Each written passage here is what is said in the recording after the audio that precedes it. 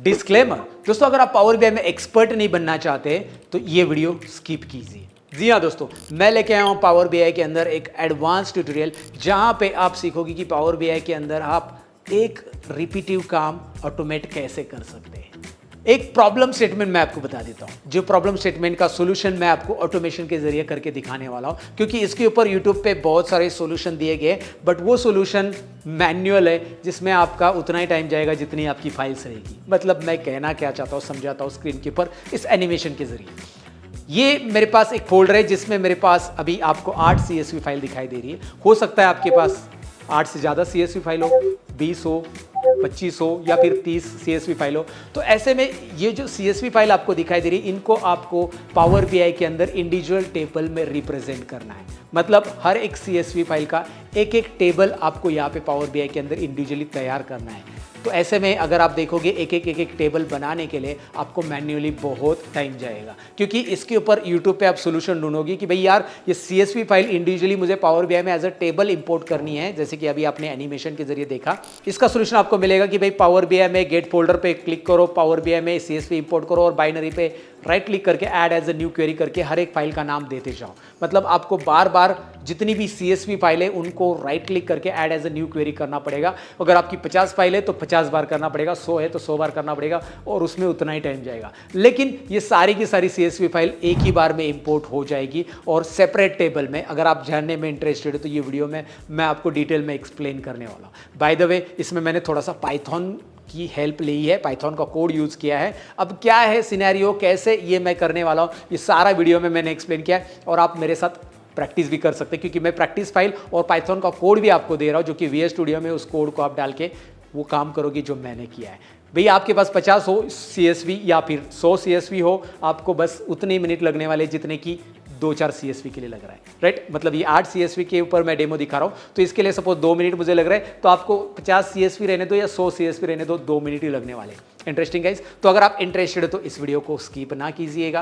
भाई वीडियो बनाने के लिए मेरी टीम ने और मैंने मेहनत ली, तो लाइक जरूर कीजिए। लाइक करना आप भूल जाते हैं यार, लाइक कीजिए, कितना टाइम लगता है, कर लीजिए लाइक, अभी कर दीजिए। और साथ ही में कमेंट लिखना मत भूलिए कि भाई ये ऑटोमेशन आपको कैसे लगा। ऐसे ही ऑटोमेशन आपको सीखने तो भाई यार कमेंट जरूरी है, कमेंट लिखना मत भूलिए। और साथ ही में मैं रिक्वेस्ट करूंगा आप सभी को कि भाई यार इस चैनल को शेयर कीजिए लोगों के साथ, नए हो तो सब्सक्राइब भी कीजिए। तो चलिए अब ज़्यादा देर नहीं गवाते, शुरू करते हैं अपना ऑटोमेशन वाला ये वीडियो।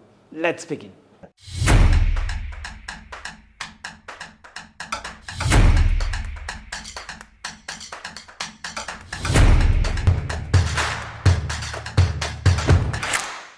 आइए दोस्तों, अब सबसे पहले हम प्रॉब्लम स्टेटमेंट को प्रैक्टिकली समझते हैं। जैसे कि मैंने कहा कि भाई मेरे पास अगर एक फोल्डर में ढेर सारी CSV फाइल है, तो यहाँ पे आप देख सकते हैं मेरे पास 8 CSV फाइल है। हो सकता है आपके केस में यहाँ पे आपके पास ढेर सारी CSV फाइल हो और इन सभी CSV फाइल को as a separate table, separate entity, separate table मुझे पावर बीआई के अंदर इंपोर्ट करना है। इन्हें मर्ज नहीं करना है, मतलब डेटा अपेंड नहीं करना है इनका। मैं चाहता हूँ कि आर्टिस्ट नाम का सेपरेट टेबल पावर बीआई में आ जाए, कैनवास साइज का, इमेज लिंक का, म्यूजियम का, हर एक का सेपरेट टेबल मुझे मिल जाए, राइट। तो उसके लिए हम क्या करेंगे स्टेप बाय स्टेप में बताने वाला, और आप मेरे साथ प्रैक्टिस भी कर सकते हैं। मैं ये प्रैक्टिस फाइल आपको डिस्क्रिप्शन में दे रहा हूँ, ये डेमो फाइल है, आप वहाँ से डाउनलोड कर लो और मेरे साथ प्रैक्टिस कर लो। यहाँ पे हम बहुत सारे तरीके यूज़ करने वाला, एक ऑटोमेशन मैं आपको बताने वाला हूँ जिसका सोल्यूशन भाई सबके पास होना चाहिए अगर आप अपने काम को सुपरफास्ट करना चाहते हैं। हो सकता है आगे चलकर आपको 50 CSV फाइल इंपोर्ट करना पड़े और अलग अलग टेबल आपको पावर बीआई में बनाना पड़े। तो भाई यार ऐसे में आप एक एक मैन्युअल काम करते बैठोगे तो बहुत प्रॉब्लम होने वाला है आपको। तो मैन्युअल काम कैसे होता है, पुराना तरीका क्या होता है भाई, पावर बीआई में हम आते हैं और पहले पावर बीआई में इसे कैसे इंपोर्ट किया जाता है मैं दिखाता हूँ।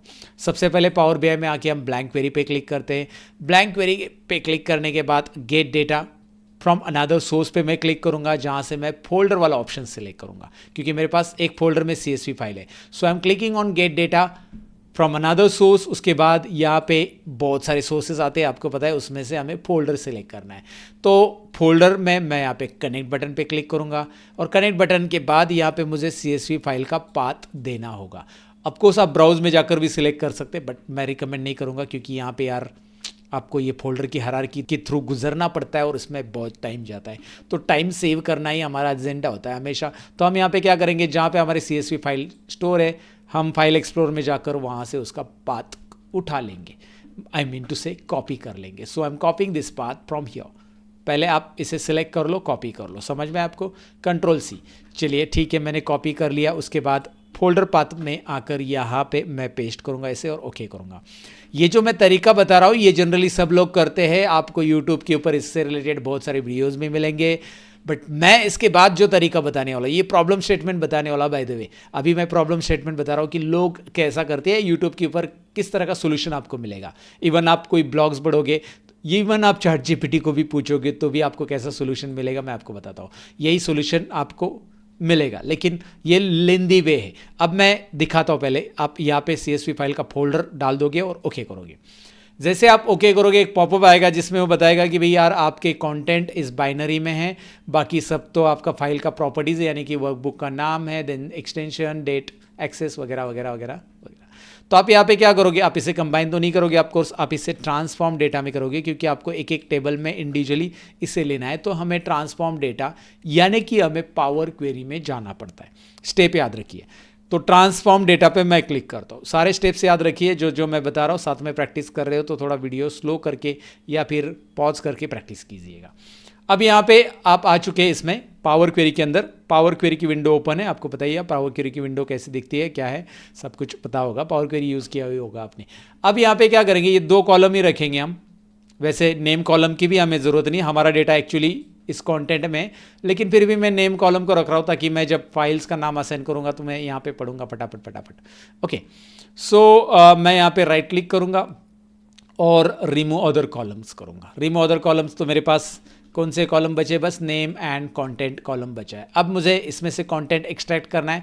तो पहला है आर्टिस्ट टेबल, तो आर्टिस्ट नाम याद रखूंगा मैं, बाइनरी पे क्लिक करूंगा। यहाँ पे जो बाइनरी है ना, इस पे राइट क्लिक करूंगा। बेसिकली डायरेक्टली क्लिक नहीं करना, राइट क्लिक करना है और add as a new query. पहले टेबल को हम add as a new query कर रहे हैं और इसका नाम क्या है, आर्टिस्ट है। यहाँ पे भी दिखता है वैसे, सो वहाँ पे भी देख सकते हैं आप, इसका नाम आर्टिस्ट यहाँ पे लिख सकते हैं। सो आप यहाँ पे नाम लिख दो आर्टिस्ट, एंटर कर दो और उसके बाद आर्टिस्ट के ऊपर डबल क्लिक कर दो। वाओ, आर्टिस्ट टेबल आ गया है हमारे पास, राइट। पहला टेबल हमने सक्सेसफुली ले लिया है।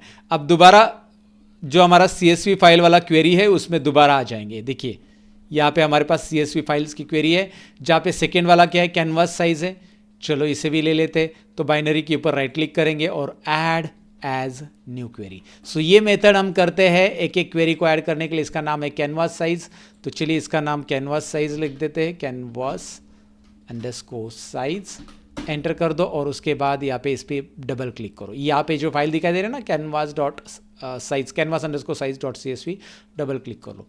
ओके, यहाँ पे आप देख सकते हैं ये भी प्रॉपरली हेडर डिटेक्ट हो गया। अगर हेडर डिटेक्ट नहीं होता है, कभी कभी हेडर डिटेक्ट नहीं हुआ यहाँ पे, सो आपको करना पड़ता है use first row as headers. As usual आपको पता ही रहेगा, use first row as headers. अगर नहीं डिटेक्ट हुआ तो यहाँ पे होम टैब में ये अवेलेबल रहता है। Always remember this, power query का ये फंडा। और पावर क्वेरी नहीं आती वगैरह आपको सीखना है तो मैंने इसके ऊपर ऑलरेडी मास्टर क्लास बनाया है, लगभग 2 घंटे का है, जाकर सीख लो यार, वो वीडियो देख लो पावर क्वेरी का, राइट। उसमें आपको आइडिया मिल जाएगा ये सब। अब वैसे ही मुझे क्या करना पड़ेगा, रिपीटेड अगेन। तो ये है लेंदी मेथड। अब मेरे पास 20 CSV फाइल है, तो सोचो कितना टाइम जाएगा। हर एक फाइल के ऊपर राइट क्लिक करो, add as a new query करो, फिर उसका नाम है इमेज लिंक, वो यहाँ पे टाइप करो। ओ माय गॉड, कितना यार रिपीटेड काम है। और ये सारा सोल्यूशन आपको, ऐसा सोल्यूशन बहुत लोगों ने यूट्यूब पे दिया है, बट मेरा काम है कि मैं आपको सुपर फास्ट बनाऊं, तो मैं आपको कुछ और बताने वाला हूँ। तो ये है हमारा प्रॉब्लम स्टेटमेंट कि भाई यार मुझे CSV फाइल यहाँ पे लेनी है, 50 फाइल लेनी रहेगी, तो भाई सोचो कितना टाइम जाएगा। हर एक फाइल के ऊपर add as a new query करो, उसको नाम दे दो, फिर वो यहाँ पे आ जाएगा। But what we can do else, like मुझे ऐसा नहीं करना है तो हम दूसरा क्या कर सकते हैं। मैं पावर BI दोबारा रन करूँगा क्योंकि वहाँ पे वो फाइल रहेगी। तो मैंने क्लोज कर दिया, मैंने कोई लोड नहीं किया, कुछ नहीं किया। मैं चाहता हूँ कि भाई यार ये CSV फाइल एक साथ, जितनी भी 50 CSV फाइल है आपके पास, वो एक साथ आ जाए, उसका इंडिविजुअल टेबल बने। और ये तभी पॉसिबल होता है, ध्यान से सुनिएगा, ये तभी पॉसिबल होता है। मैंने बहुत सारे सोल्यूशन कर लिए हैं, मैंने इसमें घंटों स्पेंड किए इसका सोल्यूशन निकालने के लिए। बाद में मैं इस कंक्लूजन पे पहुंचाऊं, जो कि यही कंक्लूजन सोल्यूशन आपके लिए है आसान। इन सभी CSV फाइल को आप एक वर्कबुक में कन्वर्ट करो। मैं इसे एक्सेल इंडिविजुअल फाइल बनाने की बात नहीं कर रहा हूं, मैं बात कर रहा हूं कि भाई इन सभी CSV फाइल का एक ही एक्सेल फाइल बनेगा। सभी CSV फाइल का एक एक्सेल वर्कबुक बनेगा, उसमें अलग अलग अलग अलग क्या रहेगा, शीट्स रहेगी इन CSV फाइल की। एक वर्कबुक के अंदर अलग अलग शीट्स रहेंगी। Are you getting? नहीं, मैं बताता हूँ। इसके लिए मैं क्या करने वाला हूँ, मैं ये लोकेशन पे जो फाइल पड़ी है उसको मैं यहाँ पे आता हूँ और यहाँ पे एक एक्सेल वर्कबुक फोल्डर रखा है मैंने। इसमें मैं एक ही फोल्डर रखा है मैंने और उसमें एक फाइल बनाऊंगा जहाँ पे एक्सेल वर्कबुक आएगा एक, और उसमें सारी शीट्स रहेगी। इससे बहुत आसानी होगी। लेकिन ये कैसे बनाएंगे, इसमें तो टाइम जाएगा सतीश जी, फिर से नहीं टाइम जाएगा, इसीलिए तो मैं हूँ यहाँ पे, राइट, मैं हूँ ना। तो कैसे करेंगे इसको, आइए देखते हैं। इसको हम यूज़ करेंगे भाई पाइथन। जी हाँ, VS स्टूडियो कोड में मैंने कोड करके रखा है। ये कोड मैं पूरा का पूरा आपको दे दूंगा भाई। As a data analyst you should know about the Python 2, और पाइथन से हम बहुत ऑटोमेशन करते हैं। तो ये हमारा ऑटोमेशन है CSV2 वर्कबुक। यहाँ पे आप देख सकते हैं CSV2 वर्कबुक, ये ऑटोमेशन की ये फाइल मैं पूरी दे दूंगा। आई मीन टू से ये कोड दे दूंगा। लेकिन इस कोड से करना क्या है, पहले क्या क्या चेंजेस इस कोड में करना है, उसके बाद आपकी जितनी भी CSV एक वर्कबुक में कैसे कन्वर्ट होगी, स्टेप बाय स्टेप पहले सुन लीजिएगा, अच्छे से देख लीजिए, स्टेप देखिए पहले क्या करना है। तो सबसे पहले आपके VS स्टूडियो कोड में, ये VS स्टूडियो कोड है, इंटरफेस पाइथन यूज़ करने वालों को पता ही होगा। ओके, सो VS स्टूडियो कोड के अंदर आपको पहले पांडाज लाइब्रेरी इंस्टॉल करना है, और पांडाज लाइब्रेरी इंस्टॉल करने के लिए आपको टर्मिनल में जाना है। ऊपर देखिए, क्योंकि हमारा जो CSV फाइल है वो डेटा फ्रेम है, तो डेटा फ्रेम पे काम करता है पांडाज लाइब्रेरी, पांडाज कुंग फू पांडा, राइट। सो टर्मिनल में जाएंगे और हम यहाँ पे टर्मिनल में जाने के बाद न्यू टर्मिनल क्लिक करेंगे। एक लाइब्रेरी हमें इंस्टॉल करनी है जो कि पांडाज, मेरे पास ऑलरेडी इंस्टॉल है, फिर भी मैं आपको दिखा रहा हूँ ताकि आप नहीं इंस्टॉल की तो आपको पता चल जाएगा। क्योंकि हम डेटा फ्रेम पे काम करते हैं तो डेटा फ्रेम पे काम करने वाली लाइब्रेरी इंस्टॉल होनी चाहिए। तो टर्मिनल में जाइए और न्यू टर्मिनल करेंगे। यहाँ पे नीचे नया टर्मिनल आ चुका है, यहाँ पे बस लिख दीजिए PIP install pandas, right. PIP install pandas लिख के एंटर कर दीजिए, और मेरे पास ऑलरेडी इंस्टॉल है तो रिक्वायरमेंट ऑलरेडी सेटिस्फाइड, राइट। इसका मतलब ये हो गया। अब इसे इंस्टॉल करने के बाद दूसरा एक और लाइब्रेरी, मतलब इसके साथ आप ये भी लिख दो, मैं आपको दिखाता हूँ।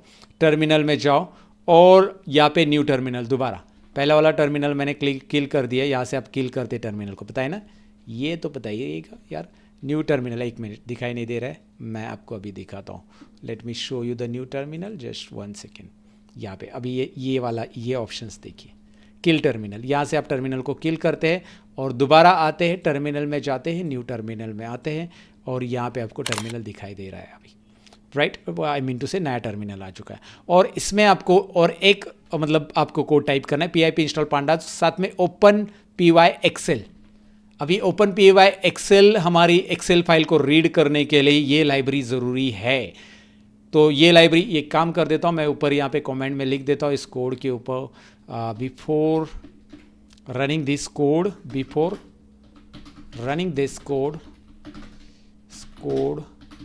Install this, right. ये मैं बताता हूँ आपको, यहाँ पे लिख के रखा है, ये इतना वाला यहाँ पे कोड रख दिया, आपको ये कोड के साथ आ जाएगा ताकि आप ये इंस्टॉल करना मत भूलो।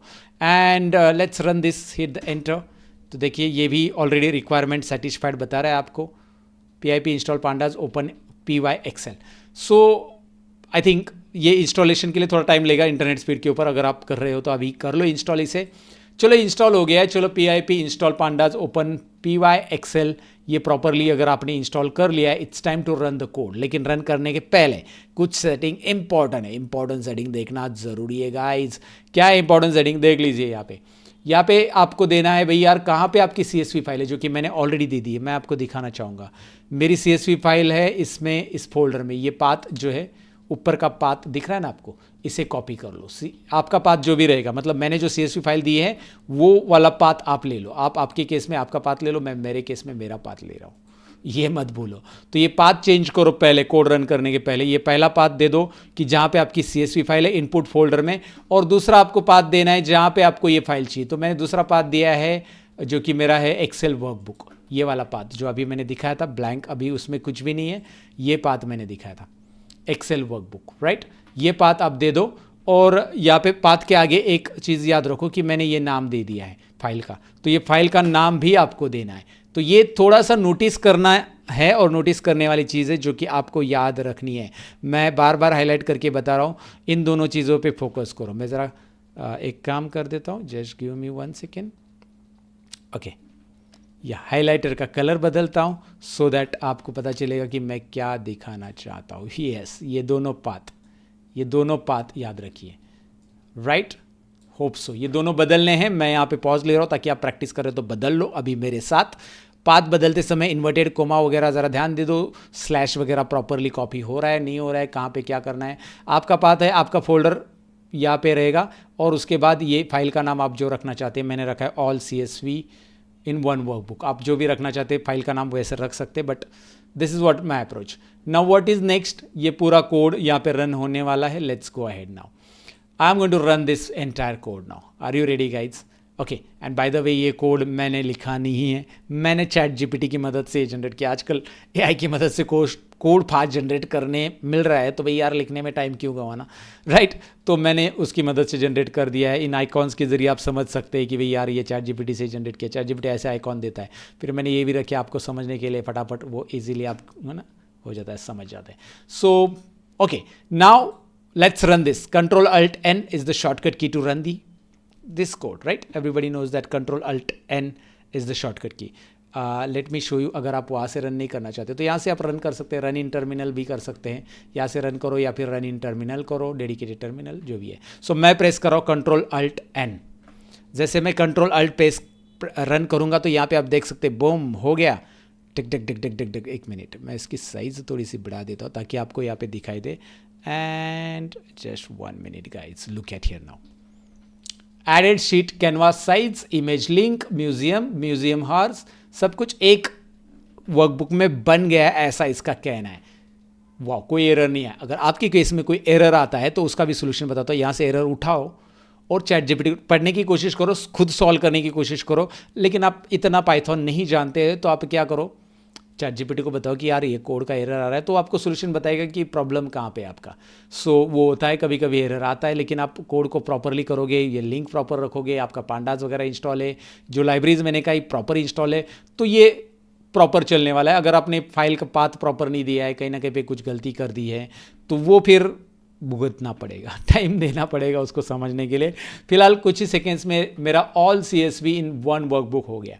तो एक बार कोड बना लिया, आपकी कितनी भी CSV 50 CSV तो भी आप इसे ओपन करके भी देख सकते हैं। Let's see the preview now.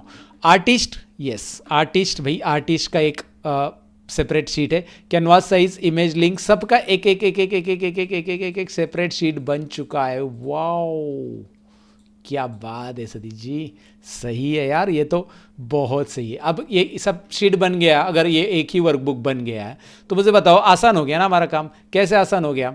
अगर मैं यहाँ पे पावर BI स्टार्ट कर दूँ, let me show you right now how you can go ahead. आप जाओगे एक्सेल वर्कबुक, क्योंकि मेरे पास एक ही एक्सेल वर्कबुक है तो मैं डायरेक्टली एक्सेल वर्कबुक लेता हूँ एंड ये वाला वर्कबुक सिलेक्ट कर लूँगा जो कि अभी हमने कन्वर्ट किया है ऑल CSV वाला, और उसे मैं ओपन करता हूँ। तो एक वर्कबुक में मेरी सारी CSV फाइल है, तो भाई यार सारी CSV तो यहाँ पे लोड हो जाएगी, और आप यहाँ पे सारी CSV जितनी चाहिए उतनी चेक करो, जो नहीं चाहिए उनसे अनचेक करो, और यहाँ पे ट्रांसफॉर्म डेटा पे जा सकते हैं, या डायरेक्टली इंडिविजुअल टेबल है तो इसमें कोई ट्रांसफॉर्मेशन की रिक्वायरमेंट नहीं, तो लोड भी तो कर सकते हैं। Are you getting? हाँ, अगर आपको लगता है इसमें कुछ ट्रांसफॉर्मेशन की रिक्वायरमेंट है, जाओ ट्रांसफॉर्म में, नहीं ज़रूरी है तो डायरेक्टली लोड करो। This is the simple way. तो मैं इसे डायरेक्टली लोड कर देता हूँ because I don't need transformation, मुझे नहीं लगता है। तो आप जाओ और उसमें जाकर पावर क्वेरी में जाकर कुछ सेटल करो, बट अभी बिना पावर क्वेरी का ही मैंने इसे डायरेक्टली लोड कर लिया है। Wow, interesting. हाँ, वो क्लीनिंग की रिक्वायरमेंट है, ट्रांसफॉर्मेशन की रिक्वायरमेंट है, पावर क्वेरी में जाना पड़ेगा। बट कितना टाइम आसान हो गया मेरा, मतलब कितना टाइम बचा मुझे बताओ। आप अपना कितना टाइम यहाँ पे बचाओगे इसकी मदद से, अगर आपके पास CSV फाइल से डील है और आपको कुछ आइडिया भी आ गया कि भाई यार ऐसा कर सकते हैं। एक और ट्रिक और टिप बताना चाहूँगा। बहुत सारे लोग मुझे ये भी पूछते हैं कि मुझे सारी CSV को एक्सेल में कन्वर्ट करना है, तो मैं कैसे करूँ? तो again I have another code which is I am going to give you as a bonus. ये सेकेंड कोड है, बस उसका नॉलेज मैं अभी देता हूँ। इसमें आपको दिया गया है, ये सारी चीज़ें दिखाई दे रहा है। यहाँ पे आपका पाथ है जहाँ पे सारी CSV और ये दूसरा पाथ, ये दोनों पाथ बदलना है। तो CSV, सारी CSV फाइल को कन्वर्ट करेगा एक्सेल फाइल में। Should I show you demo? Let's see, should I show you demo? तो चलो बता देता हूँ। जैसे ये मेरे पास एक्सेल फाइल से, यहाँ पे मैं हटा देता हूँ, मैंने पहले क्रिएट करके रखी, कुछ नहीं है एक्सेल फाइल में, कुछ नहीं है, but I have CSV files. यहाँ पे मैं सिर्फ साइड बाय साइड रख देता हूँ ताकि आपको डेमो साइड बाय साइड दिखाई दे। तो यहाँ पे मेरे पास CSV फाइल है और मैं आता हूँ एक्सेल फाइल में। एक्सेल में कुछ नहीं है, तो मैं इस कोड को रन करूँगा। मेरा पाथ है CSV फाइल एक पाथ है, दूसरा है एक्सेल का। तो मैं इसे रन करता हूँ Ctrl+Alt+N मैजिक दिखाने के लिए। ओके वाओ, कुछ ही सेकेंड्स में यहाँ पे ये पूरे के पूरे गाइस CSV फाइल का एक्सेल में कन्वर्ट हो गया। अगर आप चाहते हैं कि आपके पास ढेर सारी CSV and someone ask you to convert into the Excel, so what you are going to do guys at that point you are going to convert this within a single option, like एक click से हो जाता है। इसलिए Python सीखना बहुत ज़रूरी है। पाइथन सीखने में इंटरेस्टेड है तो भाई यार मेरा कोर्स भी अवेलेबल है हमारे वेबसाइट के ऊपर, you can check it out later on, right. Thank you so much for attending this.